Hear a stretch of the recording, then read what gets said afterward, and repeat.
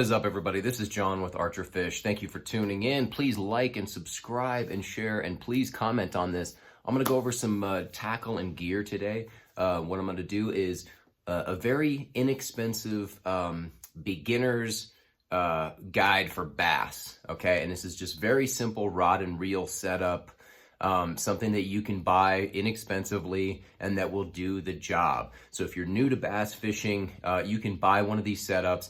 When I first started fishing, you know, I didn't want to spend too much money on gear because I didn't know, you know, what the right rod and reel combo setup was, how long I needed the rod to be, you know, how big I needed the spool on the reel to be. So I'm just going to go over some of those basic things just real quick. So if you're new to this, or you're trying to get someone else who's new into bass fishing and you want to give them sort of a couple of options for basic, inexpensive, but, you know, rod and reel setups that do the job for bass, then this is the video for you. So real quick, if you like this sort of stuff, please like, subscribe, share, comment, and give me your comments on what you think of this gear, because, you know, I get set in my ways with tackle and gear and stuff like that, and so I don't try a lot of new stuff, you know, plus it's expensive, so I'm not really a tackle junkie. But I do like to experiment and try new things. So please feel free to comment and let me know what kind of stuff works best for you, especially when you were first starting out. Because I remember I bought like, I think Walmart or Target brand, you know, bass stuff back in the 90s. I mean, there weren't a lot of options back then anyway. So I just bought what was inexpensive and didn't seem too chintzy. And usually I would buy combos and they worked well. You know, I caught a lot of fish on those. But now that there's so much tackle out there and everything can be kind of refined and tweaked to specific specifications as to what kind of fishing you're doing. You know, for a lot of Southern California fishing, which is mostly what I've been doing for bass, it's a lot of finesse applications. So you want kind of a lighter setup so you can, you know, fish these clear waters. So real quick, I'm gonna start on this right now. I'm gonna give you some prices, some locations where you can buy it, and here it is. So for your very basic bass setup, I've got right here, and I've shown other videos of this before, but I wanted to reiterate because, you know, right now is a good time to start fishing. In the next couple of months, it's going to really heat up. So you're going to want to have all of your stuff ready to go by then. So if you got some gift cards for Christmas or whatever, you know, now's the time to start stocking up on your gear. So we got this is my medium light setup. Now for when you're finesse fishing, drop shot fishing, or using lighter line, you know, smaller baits. Right now, you know, little tube baits or little Kitex, or even some, like I said, drop shot stuff and robo worms and things like that. And even I throw the Senko on this thing too. And you want a lighter setup. It's sort of all around, just a Daiwa Procyon medium light setup, 7 foot. I try not to go under 7 foot these days. I don't have a lot of reasons for rods being under 7 foot. This is a one piece. I typically like the one pieces unless I'm traveling to Florida. I got a lot of two pieces, but most of the time the one pieces are fine. So this is the Procyon 7 foot MLXS. You know, it's a medium light setup, and this goes for about 80 bucks, this rod. It's not expensive at all. I'm gonna put some links to all of this stuff down below. I usually shop at either Tackle Warehouse or on Amazon, and you get all kinds of good stuff. So this setup, about 80 bucks for the rod right now. And the reel, and I've had these videos before. This is just a very basic setup. This is the Shimano Sedona 2500. So the reason the 2500 works really good for a beginner is you could put a lot of this light line on there. I've got on this one 8-pound test. Sometimes I do 6-pound for the drop shot, especially if the water's really clear, and I don't like to go below that. And so for the 2500, 8-pound test works really well. You can put, you know, I forget, 150 yards on here or whatever it is. And it's an all-around good reel as well.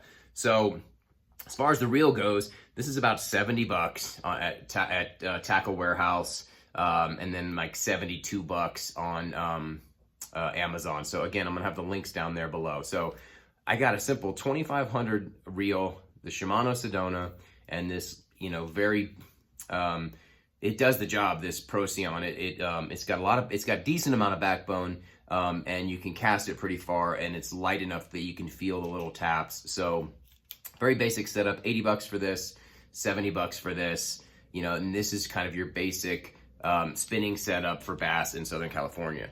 I'm gonna do casting setup as well. So for casting, and this is just a beginner.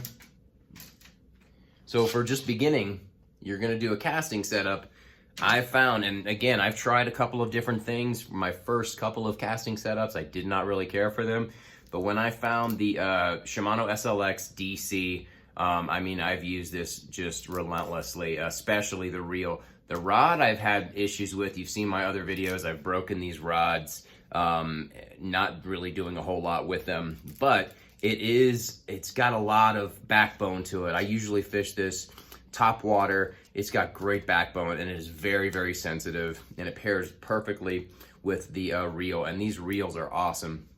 So I think I've got 20-pound fluoro on there, because I use this mostly for either top water or crankbait fishing. And again, I'm using the little, you know, 1.5 square bills most of the time. And they're really light, and this thing can launch them. Same with the top water stuff. So the SLX DC has just been one of my favorite, and it's basically a beginner setup. I mean, the DC, once you have it tuned in, you know, the digital thing, it tightens the line and keeps you from getting too many backlashes. And once it's tuned into whatever lure you're using, I mean, you can't go wrong with this setup right here. And again, the rod is about $99, and the reel is about $189 on Tackle Warehouse, and about 200 bucks on Amazon. I'm gonna put some links below, like I said before. So this is such a great starter casting setup. And again, this is actually this one is 610, and it's a 10 to 30 pound lure or line, and then the lure weight rating is a 1/4 to 1/2 ounce. So again, it gives you everything you need. You know, it's just such a great setup. So, you know, fairly inexpensive. I've tried lesser and more inexpensive casting reels, and you just don't want to kind of scrimp on the casting setup. I got I think I told you this before, a Black Max, and it was just awful. So hard to tune. The rod was too short, just very difficult, and this has been fantastic. So just a beginning setup, you know, the SLX DC. Again, it's almost 200 for the reel and 100 bucks for the rod, and that may seem like a lot, but this, I mean, it's fantastic. And they did replace this the first time I broke it, because it was within a year. I have no problems with the reel. It has been great. I'm going to show you another casting setup that is really good for beginners as well, and that is my Tatula by Daiwa. The Tatula CT, which is about $130 for this reel. It's got a great ratio. It is 8-to-1, and it is super fast when you're reeling it in. And I have it paired up with the Tatula XT, and this is a medium size 7-foot. And the rod itself has been fantastic. Again, it's got great backbone to it, very sensitive. I do a lot of crankbait fishing on this, a little bit of top water, but mostly crankbait and jig fishing and things like that. Now the reel I have had some issues with. I just worked this thing to death for the past 3 years, and you know, with the crankbait bite, especially at Kachuma when it was going off, and really put work on this thing. And you can kind of hear, you know, it's a little loose in there. I think the ball bearing is loose, and it makes a weird noise, so I do need to get that fixed.